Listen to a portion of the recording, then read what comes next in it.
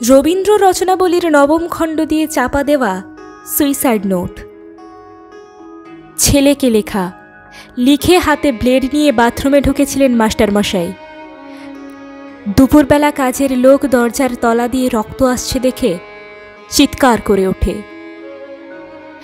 ছেলেকে লেখা এই তার প্রথম এবং শেষ চিঠি।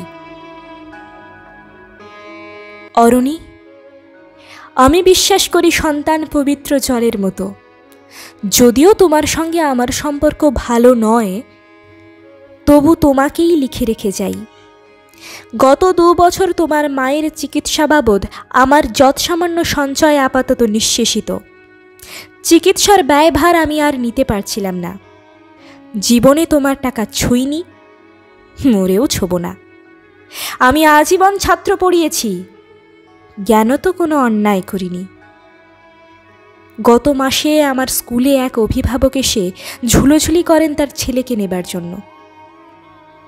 আমি প্রথম দিন ফিরিয়ে দিই, দ্বিতীয় দিন ফিরিয়ে দিই, তৃতীয় দিন পারিনি।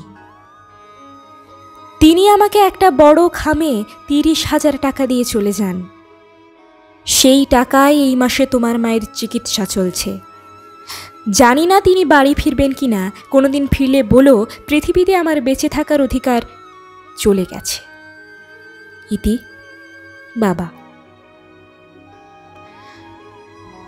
যখন সারাটা দেশ দাঁড়িয়ে আছে টাকার ওপর, তখন রবীন্দ্র রচনাবলী দিয়ে চাপা দেওয়া একটা সুইসাইড নোট। হাসপাতালে গাছের তলায় গা ছমছম করছিল। এগিয়ে গেলাম সাদা কাপড়ে ঢাকা মাস্টারমশাইয়ের দিকে, একটু বেরিয়ে থাকা পা দুটোর দিকে। ওই একটু বেরিয়ে থাকা পা দুটি যেন ভারতবর্ষের শেষ মাটি।